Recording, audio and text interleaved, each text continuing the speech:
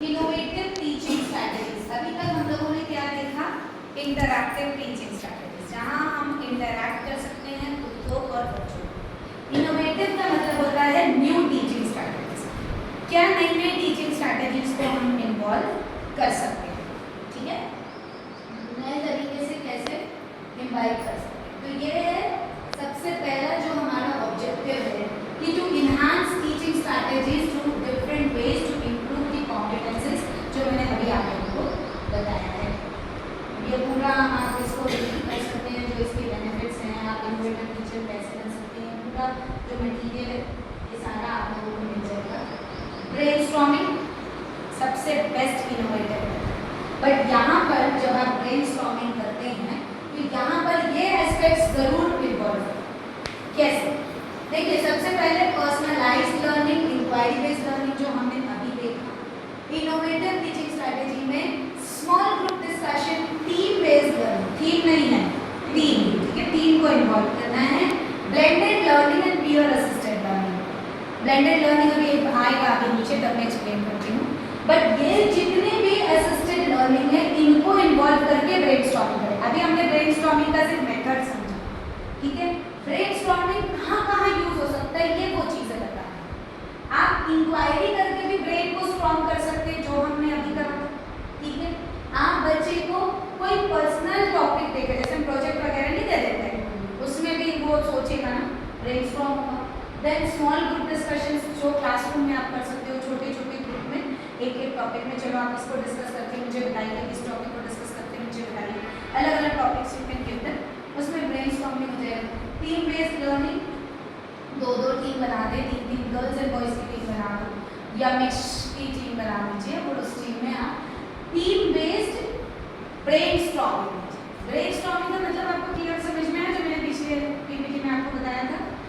मतलब आपके ब्रेन को आपको कुरेदना है, खरोच लेना है, क्या हो सकता है और क्या हो सकता है, व्हाट शुड बी इनोवेटिव, और नया क्या हो सकता है, और क्या डिफरेंट तरीका हो सकता है, इस तरीके से आप उसमें करेंगे।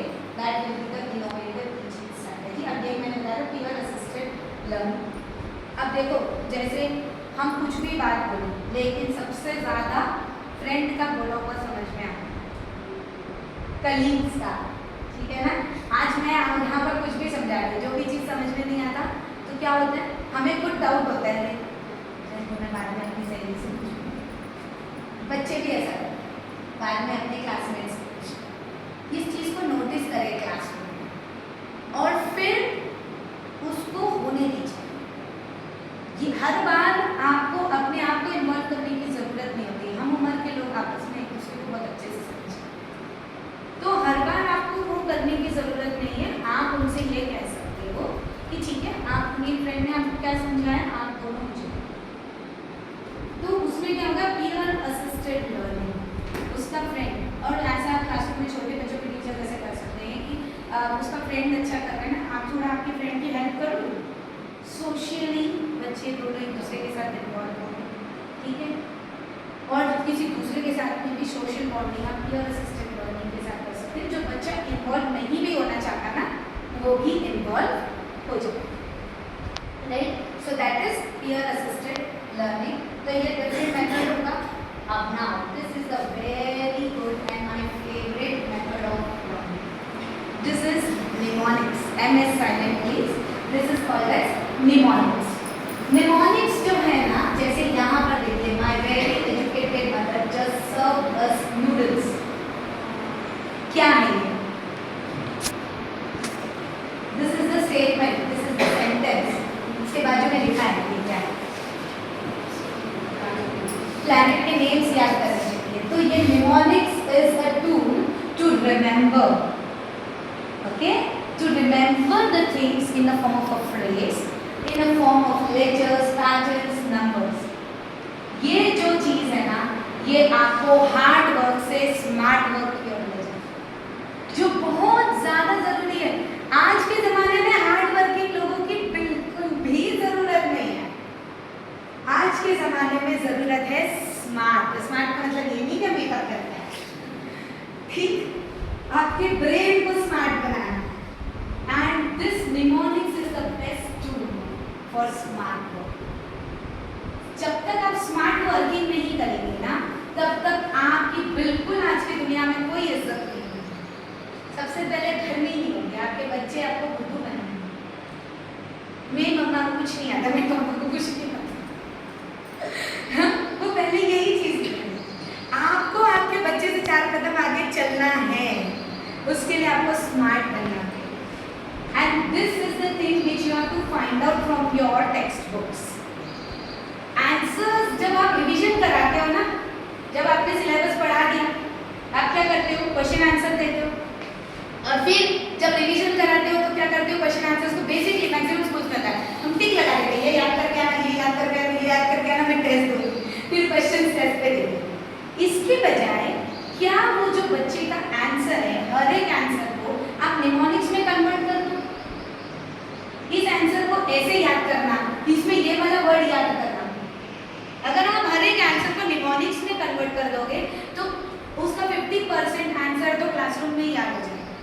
क्या बोलते हैं टीचर्स मैक्सिमम, क्लास में कैसे याद करेंगे, इतना हल्ला होता है, बच्चे का ध्यान कहाँ लगेगा? जब आप कुछ अलग चीज दोगे तो ध्यान लगेगा ना। एक आंसर निकाल के दो, इसके मेन वर्ड्स अंडरलाइन करो और उसको एक अलग जादुई सेंटेंस में बनाकर निकालेंगे। अब देखो, प्लैनेट्स को याद करना था, लेकिन सेंटेंस क्या बनाया? My very educated mother just served us noodles. अब नूडल्स बच्चों को पसंद है, ये सेंटेंस उनको याद होगा ना। फिर उनको ये बोलना है इसकी जो फर्स्ट लाइन है ना, ये सब 9 प्लैनेट्स के नेम है।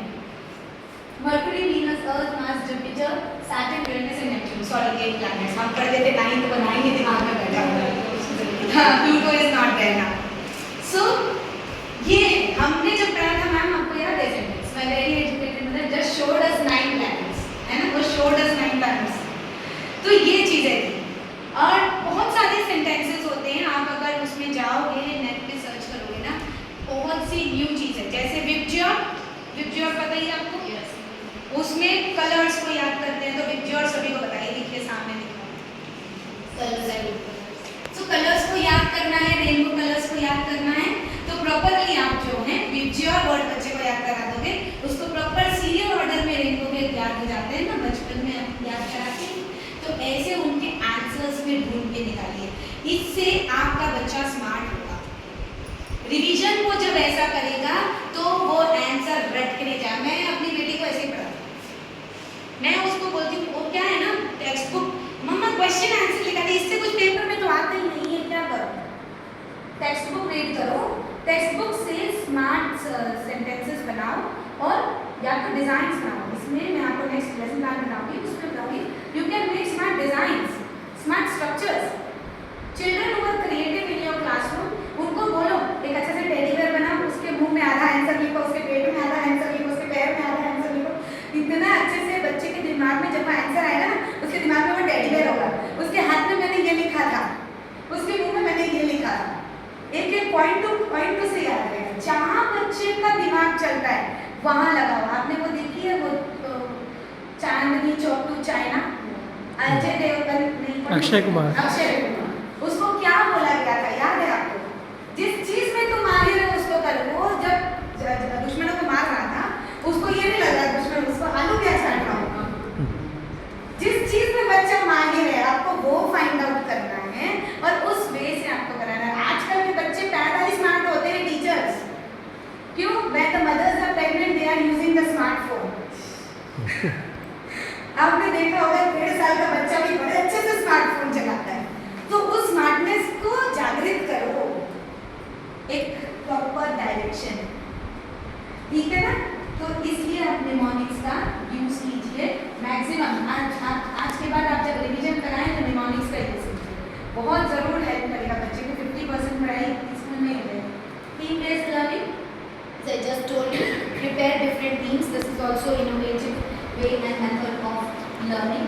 Next is small group discussion. We have discussed all these things कि कैसे कैसे छोटे ग्रुप्स में बनाना है।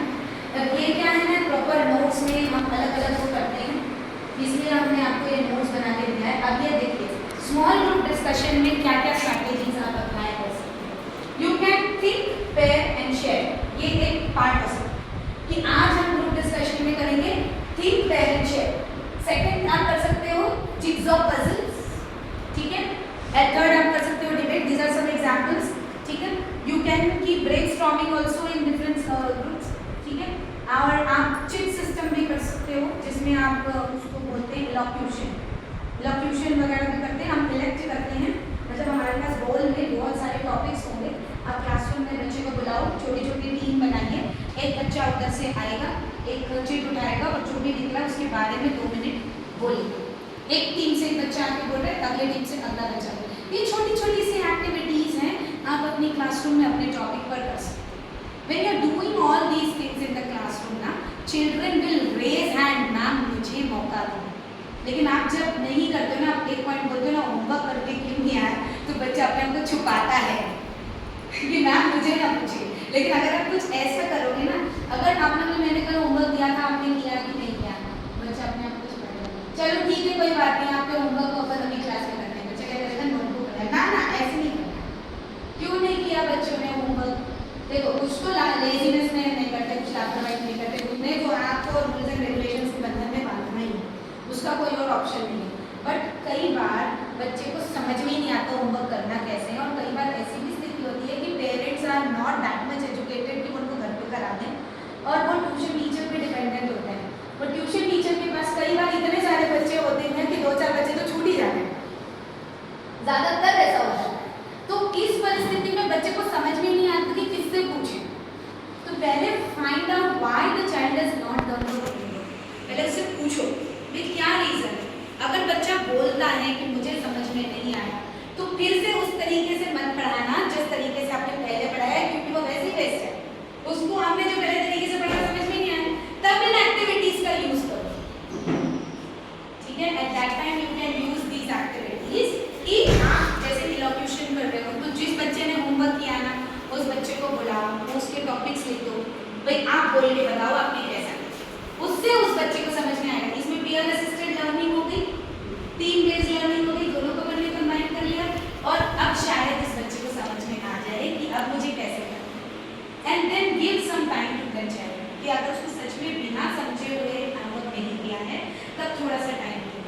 हाँ, जिद्दी बच्चे को तो आप जरूर निकालो कि जानबूझ के नहीं करता है। और अगर कोई बच्चा जानबूझ के नहीं करता है कि मेरी टीचर मुझे फिर से समझाए, कोई बच्चे ऐसे होते हैं ना अटेंशन सीकर, कि मुझे पर्सनली सीखना है टीचर से, तो क्या हो गया उसको? थोड़ा सा टाइम आप बच्चे को देकर वो समझा दो। आपके अंदर ऐसी स्किल लेकर आओ कि आपको उतना टाइम ना देना पड़े। ये पता है, ये जो मैं आपको लेक्चर्स दे रही हूँ ना, ये लेक्चर्स हम 4-4 घंटा में खींच लेते हैं, बट आपको हम 1-1.5 घंटे के अंदर पढ़ा रहे हैं। तो वो स्किल आपको उसके अंदर लेकर आनी है कि वो बड़े टॉपिक को छोटे में कैसे समझाना है, छोटे टॉपिक को एक्सप्लोर कैसे करना है, यह आपके अंदर होना चाहिए। बच्चा अगर बार-बार आकर आपसे पूछ रहा है, तो एक पॉइंट ही आप इस तरीके से बता दो कि ये चीज़ है, इसको ऐसे करो, अपने आप समझ। पहले इतना करके रहो, फिर मैं आपको बताऊँ। तो ऐसे करते करते बच्चे को आपकी पर्सनल लर्निंग, जो वहाँ पे टॉपिक है ना, पर्सनल असिस्टेड लर्निंग, वो भी आ जाएगी। साथ साथ में अगले बार से ना उसको खुद समझ में आने लगेगा मुझे कैसे करना है, मुझे क्या करना है। फिर वो क्लासरूम में भी सबके सामने पूछने लगेगा। वो पर्सनल असिस्टेंट धीरे धीरे पीयर असिस्टेंट और धीरे धीरे प्रॉपर लर्निंग में कन्वर्ट हो जाएगा। थोड़ा सा टाइम बच्चे को देना पड़ेगा, राइट। जैसे बच्चे काफी टाइम से नहीं आते हैं, हाँ, ऐसी कंडीशन में क्या करना चाहिए? जैसे बहुत समय से अगर बच्चे नहीं आ रहे हैं, तो उन सिचुएशन में आप बच्चों को पीयर असिस्टेंट ट्यूटरिंग सबसे बेस्ट चीज़ें होगी कि आप उनके फ्रेंड से आप उनको बता दें कि भाई ये चीज़ें हुआ है। उसके बाद में जो उसको समझाएगा वो आप पहले उनको ले लें कि क्या क्या उसने समझाया, तो उसमें से जो जो है उसको स्किप कर दें, जो बचा हुआ है उतना ही बस बता दें पर्सनल असिस्टेंट ट्यूटरिंग। ये कर सकते हैं। कुछ बच्चे जाके पर्टिकुलर टीचर ही समझाए, यस, तो ऐसी कंडीशन में इतने लॉन्ग डिस्टेंस लेकर एक वन टीचर से नहीं आता है इनकेस बच्चा, तो ऐसी कंडीशन में टीचर कितना टाइम देगा उसको? देखो ये इसमें टीचिंग की जो कॉम्पिटेंसीज है अपनी, उस पर डिपेंड करता है, सब्जेक्ट पर डिपेंड करता है कि कितना हम टाइम दे सकते हैं उसमें। अब या तो आप उसको ब्रेक के दौरान थोड़ा थोड़ा चीज़ें बता सकते हैं, या तो स्कूल के बाद वेटिंग करने के बाद बता पाएंगे। लेकिन अगर बच्चा एब्सेंट है तो उसको पीयर असिस्टेंट और पर्सनल ट्यूटरिंग से ही उसको गाइड किया जा सकता है, क्योंकि इसके अलावा और कोई ऑप्शन नहीं है। अदरवाइज एक सबसे बेस्ट मेथड है, while you are framing the smart charts, उन स्मार्ट चार्ट्स के द्वारा आप उसको फटाफट एक्सप्लेन कर सकते हैं। जो आप लेसन प्लानिंग में स्मार्ट चार्ट्स बनाएंगे, उन चार्ट्स को आप प्रेजेंट करके बच्चे को एक्सप्लेन कर सकते हैं कि इस तरीके से ये चीज़ आती है, इस तरीके से, उसमें आपका समय भी कम जाएगा और बच्चे को समझ में आ जाएगा and give the time at home to the child कि इसको आप एक्सप्लोर करके समझा कर तो हो सकता है कि छोटा सा पार्ट बच्चे को जल्दी समझ में। लाइक फॉर एग्जाम्पल अगर हमने वाटर रिसोर्सेज पढ़ा है, ठीक है, अब वाटर रिसोर्सेज आपका 1 हफ्ता चलेगा, तो अब 1 हफ्ता पूरा चले, 1 हफ्ता पूरा वो बच्चा नहीं आया, तो वाटर रिसोर्सेज का आप अगर एक चार्ट बनाकर बच्चे को एक्सप्लेन कर दें, बीच में वाटर रिसोर्सेज है, लेक्स है और ओशंस है, और ये कितने टाइप के ओशंस यहाँ लिखने के बाद ओशंस में भी चार्ट डालो ड्रॉ करके, उस चार्ट से ही समझाते पूरे लेसन को, तो वो पूरे वीक का चीज़ एक चार्ट में कवर हो गया, उसको समझ में आ गया, और उसके बाद इस क्वेश्चन के आंसर बेटा घर से करके लेके आना है। 1 हफ्ते का काम 1 दिन में कंप्लीट कर सकता है बच्चा, बट उसमें हमें ये देखना पड़ेगा कि वो बच्चे की कितनी कॉम्पिटेंसी है, टीचर की कितनी कॉम्पिटेंसी है, और वो चैप्टर की लेंथ कितनी है, ये तीनों को जज करना पड़ेगा, तब जाकर ही उस चीज़ को पर्सनलाइज्ड वे में असिस्ट किया जा सकता है। थियोरेटिकल पार्ट तो ठीक है, ओके, हाँ। लेकिन प्रैक्टिकल पार्ट कैसे किया जाए? लाइक वो प्रैक्टिकल पार्ट जैसे मैथमेटिक्स है, हाँ तो उसमें जो क्वेश्चंस कई तरह की प्रॉब्लम्स आती हैं बच्चों को, हाँ तो इतने लंबे डिस्टेंस के बाद कैसे उसको करेंगे क्लियर? नहीं, मैथमेटिक्स के लिए तो उसको पार्ट टू पार्ट में ही कवर करना पड़ेगा, there is no other option. बहुत ज़्यादा टाइम देना ही पड़ेगा उसके लिए तो समय देना ही पड़ेगा। मैथमेटिक्स के लिए बिना उसके कॉन्सेप्चुअल क्लैरिटी के वो नहीं होगा। अगर बच्चे का कॉन्सेप्ट क्लियर है तब तो उसे जल्दी समझ में आ जाएगा, लेकिन कॉन्सेप्ट क्लियर नहीं है तो पर्सनल असिस्टेड ट्यूटरिंग ही देनी पड़ेगी। उतना लंबा टाइम देना ही पड़ेगा। नो ऑप्शन, वो there is no other option for that. इसमें आप टेक्नोलॉजी का यूज कर सकते हैं। ऐसे कंडीशन में क्या बाकी बच्चों को पीछे छोड़ सकते हैं क्या आप? मतलब आपका कहना ये है कि रिवीजन कराएं पूरा फिर से क्लासरूम में? जैसे क्लास में एक बच्चा नहीं आया, 2 बच्चे नहीं आए, वो प्रॉब्लम लेकर करते हैं जैसे, तो बाकी बच्चों को क्या ब्रेक लेके अपन ना during the break time you can explain, लेकिन वो बच्चा नहीं आया है, क्लास का टाइम उसमें अफेक्ट नहीं करना है। आपका जो ब्रेक टाइम है उस ब्रेक टाइम में बच्चे को बुलाइए, जो पेंडिंग वर्क है उसको उसमें कंप्लीट कराएं और आफ्टर स्कूल वेटिंग कराएं, या थोड़ा जल्दी बुलाएं। क्लासरूम को बिल्कुल डिस्टर्ब नहीं करना चाहिए, बिकॉज उसमें क्या होता है, कई बच्चे अगर आप उसमें उस बच्चे के लिए रिवीजन करा दें बाकी पूरी क्लास को, एक अलग बात है, लेकिन अगर पर्सनली उस बच्चे को अलग से कराना है तो classroom should not be affected. थोड़ा सा अलग से टाइम टीचर को देना पड़ेगा। इस कंडीशन में तो नहीं दे पाते हैं। हाँ ना अपन जल्दी आ पाते हैं, ना अपन लेट छूटते हैं। हाँ, तो ब्रेक टाइम में दे, ब्रेक टाइम में दे सकते हैं। जैसे थोड़ा सा ब्रेक टाइम में अपन ने 10 मिनट का थोड़ा उनको टाइम दे दिया, फिर थोड़ा वर्क दे दिया, फिर टेक्नोलॉजी का यूज़ कर सकते हैं, वीडियोस आप शेयर कर सकते हैं, और पर्सनली पेरेंट को बुलाकर बोल सकते हैं कि we are sharing those so topic कि इतने दिन बच्चा नहीं आया था, तो टेक्नोलॉजी का यूज़ करके, और फिर आप बैकअप लेते रहे, बैकअप तो 5-10 मिनट में ब्रेक टाइम में हो जाता है। अपडेट जरूर है, यही अब सब्जेक्ट ऐसा है, टॉपिक ऐसा है, तो we can not help for that, but the way is only peer assisted tutoring and personalised tutoring. अगर बच्चा कई दिन से नहीं आ रहा है तो ये 2 ही मेथड है जिससे हम बच्चे को कवर अप करा सकते हैं, इसके अलावा कोई और मेथड हो ही नहीं सकता। I hope I satisfied. आजकल तो ऑनलाइन हो गया है, there are so many ways. हाँ, सो दिस पर्सनलाइज्ड लर्निंग यही चीज़ है। तो सर ने मेरा नेक्स्ट टॉपिक ही कवर कर दिया। Inquiry based learning just done है। Blended learning I just told you. Blended learning का मतलब होता है जब भी हम किसी भी एस्पेक्ट को ब्लेंड करने की कोशिश करें। ब्लेंड करने की कोशिश कर रहे हैं मतलब एक टॉपिक में दूसरे टॉपिक को इन्वॉल्व करें। आप लोग थोड़ा सा सोच के मुझे बताइए कौन से ऐसे टॉपिक्स होंगे, ज़्यादा नहीं, 2 ही टॉपिक्स, 2 टॉपिक्स को ब्लेंड करो। मैंने कल डांस वाला एग्जाम्पल दिया था, मैं अब जो मैंने बोला था वो नहीं, कुछ अलग बोला। ब्लेंड करो।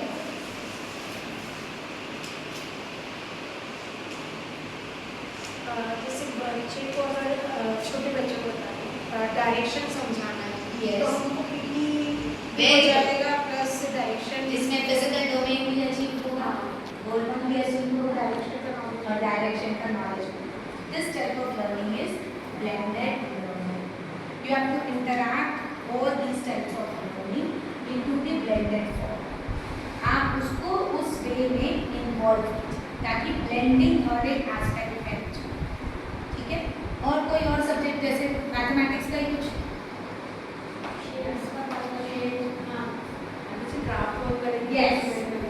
क्राफ्ट वर्क में शेप्स तो ऐसे आप टॉपिक्स को ब्लेंड कर सकते। So when you can topics, it will be very helpful for the child to interlink the subjects into the topics. दो सब्जेक्ट को उस टॉपिक में इंटरलिंक करना बच्चा सीखे, और जब तक इंटरलिंक नहीं कर पाएंगे तब तक वो चीज बच्चा नहीं सीख पाएगा ढंग से। Next activity based learning we have already done. So here we have completed with all the teaching pedagogies. लेकिन अब इन teaching pedagogies को कैसे हम involve करते हैं